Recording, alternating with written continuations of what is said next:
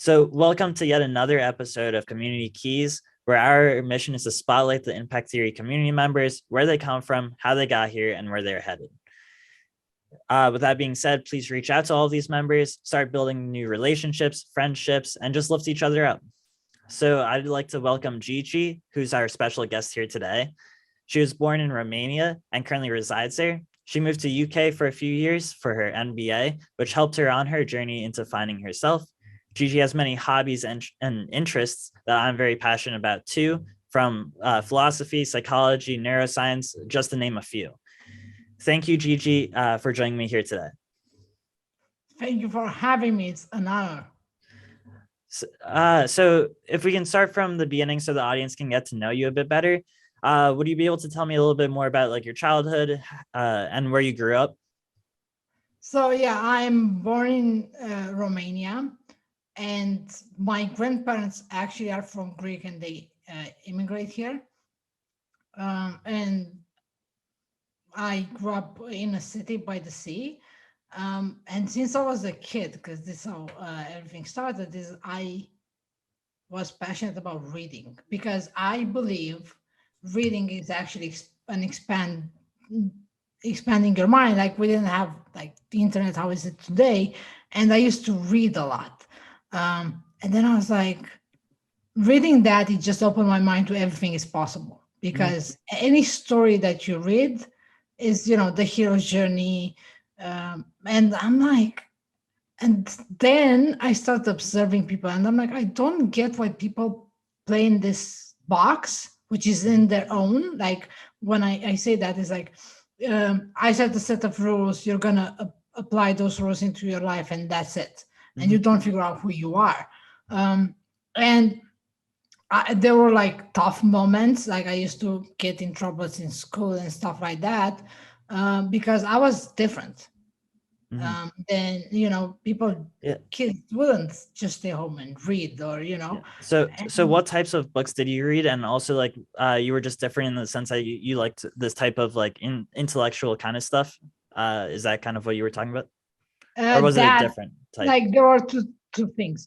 That was one, and I have an older brother, and we didn't know about siblings back then. And I used to play with cars. I didn't like dolls. Like I would just follow him around and stuff like that. And they're like, "You should play with dolls, and you should do this." And I'm like, "I don't like them," And there's still a lot of funny story when someone came and brought me a doll and my brother's brother a car, and I was crying. It's like, couldn't he just brought me a robot? Like that's what I really want. Yeah. And I didn't ever get why. Like in my mind, I didn't understand. Like you have to behave like this, or you have to do this.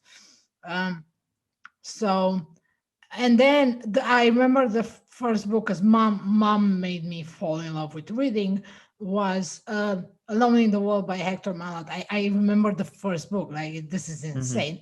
And then I started. I was reading Lord of the Rings. Like I was picturing the woods and the table, the party in the beginning, and in the book they have a map, like how everything was set, and it was like excitement. Then I'm like, oh yeah, the book that had the most impact on me, it's Crime and Punishment by Dostoevsky. And the story is this guy kills someone, and it's the internal suffering. And then in there is a line, I can say even the page, where they're all around the table and they were talking, and one of them saying, taking all of this into account and moving forward, you'll see you have all the right to kill someone. And I was like, oh, so it depends on the context. And then another book that made me go to law school is a movie, and it's basically there are three books, same theme. It's Paradise Lost by John Milton. So there are three books: Faust by Goethe, Paradise Lost by John Milton, and The Divine Comedy by Dante Alighieri. And the idea is you sell your soul to the devil, he gives you everything. The circles of hell and stuff like that. And then when you are fulfilled, it takes your soul. And in the Paradise Lost, he gives him everything, and at the end he puts him in this house and he starts working the land and all of that and start feeling fulfillment. So the moment when he starts working for something, he Mhm. actually feels that the devil comes to take his Yeah. soul. Can you give me a second? So you seem like a lot of these people are very like intellectual and very like philosophical in terms of the stories that they tell. What kind of like is there anything on that aspect that you try to live your life by in terms of like philosophies, or just people that you really admire from the things that they teach or the books that they've written? I don't try to live my life by anyone's. I just take in and see what it's like. I try it on. Yeah. Do I like it? Yes. Do I Mhm. don't like it? No. Um, some principles is like you don't have to be right. You have to be kind. Be Mhm. kind to your future self. That's a Um, big one. do good deeds. And these are mantras in my head. And just be yourself. Mhm. Which that's I think that's the highest bar, because um, when I believe we are born in an authentic self, and then the world comes in and put all these ideas in your head, and the Mhm. only thing you cannot kill is an idea. So you have to go backwards, dismantle everything you learned, see the implicit messages, and then get your authenticity come out, because as kids we need authenticity and safety, and because we are the only beings on the planet who can't survive without a caretaker, we Mhm. sacrifice authenticity for safety. So for me now it's a journey back to myself. This is how I see it. So yeah, and one of my favorite philosophers is Socrates, because he never wrote anything, and he was ugly and you couldn't look at him, Mhm. and when he spoke the world would stop. And his idea on leadership meritocracy, like that's something that I want to achieve, because he achieved it. And he also died for his principles. But I also admire people like Machiavelli, which like it's a huge range of people. Mhm. um, Yeah. but and the motive is the same, is to push people forward. Yeah. One talks about fear, the other talks about Mhm. creating an equal world. It's Yeah. the same theme. Something I really like that you were talking about is how you like to just take in the wide range of people, take in all of their ideas and try them out yourself. Because the way for people to grow, in like my opinion, is that you have to take in a lot of different perspectives so you can really understand the breadth, like the broadness of human behavior and human different things that drive different people, and then kind of pick and choose which ones resonate with you the most, which help you become like the best version of yourself, kind of. And then you can like share that with other people, implement that into your own life um, through the things that they teach. And also, when you go on this path, it's very easy to also manipulate people. Because being fascinated by human behavior, I see humans as a puzzle, and we all have the same needs: to be seen, to be heard, and to be validated. And everybody wants something. It doesn't matter Mhm. what they are. Um, so for me, it's like this fascinating thing that unfolds. And also another, I mean, this is the truth, is like reality is neutral. It's our perspective that, like I can say something that will mean something to you and you feel offended. Like, Mhm. why? Because in my reality does, and then you have the higher reality is like, I don't Yeah. care, so um and yeah, those are some of So the ideas. yeah, so I definitely agree. So it's kind of like interesting if you study like AI as well and how they learn and how like how do you make a good AI versus a bad AI? Like and Well, it comes from their like intentions in a sense. But like for you, like how do you prevent yourself from leaning into the manipulation side of things? Do you think that's just like where do you think that comes from for you? I know my dark side. So I know my understanding it, your shadow. yeah. I think I know my ego is huge. So and it drove me on making some decisions that weren't the best. Um, and how do I do it is when it's from my heart. When I'm just here with you because I feel good, then I'm gonna go there and then I'm gonna take this and do this, blah blah. And like, what's the intention behind your action? and if it's true, if it's genuine, then do it. And yeah, that's one thing. um So kind of coming from a place like of abundance rather than a place of lack, which I think is definitely something that when people come from a place of lack, it's mainly fear driven, or like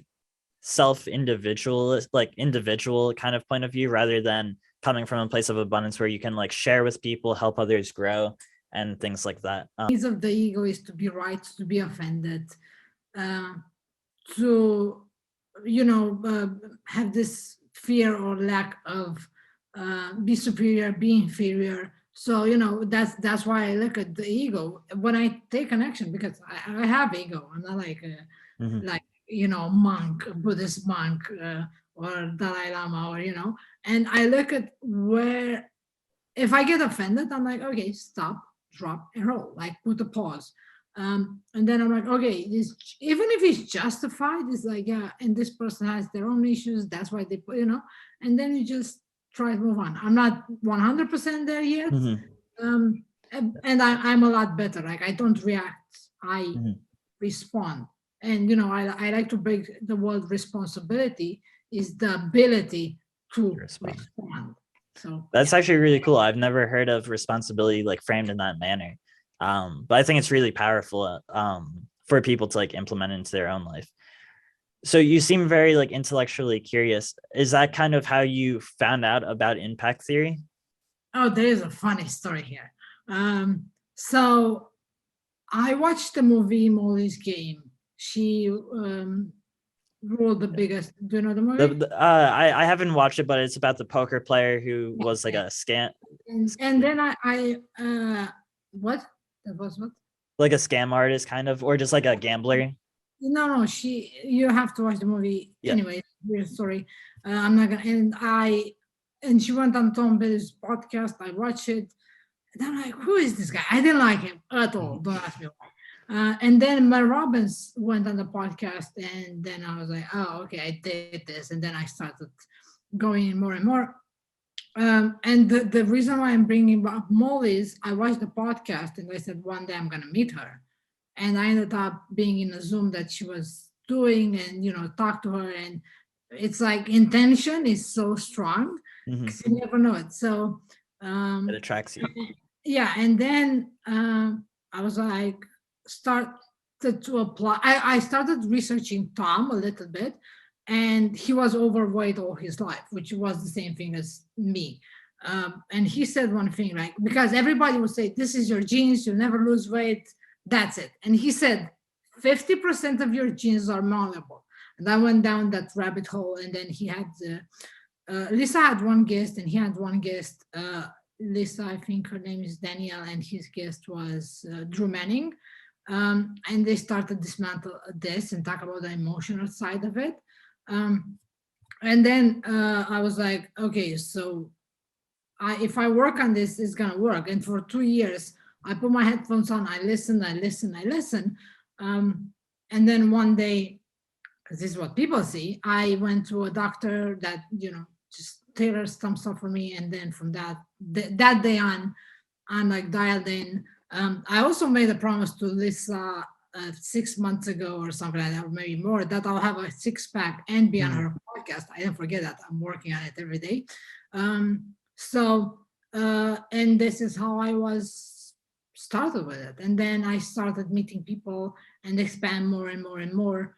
And I'm like, I can be one of these people. Mhm. Like, there are no gatekeepers. If you look at the story, the same story from 10,000 angles. Like, okay, what is my skill set? And then I went down that Mhm. path and self discovery. And like, I have moments when I read, and I have moments when I push away all the books and I just spend time with myself.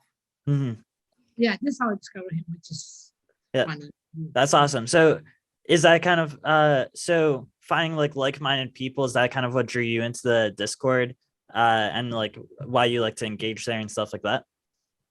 Uh, Or like just yeah.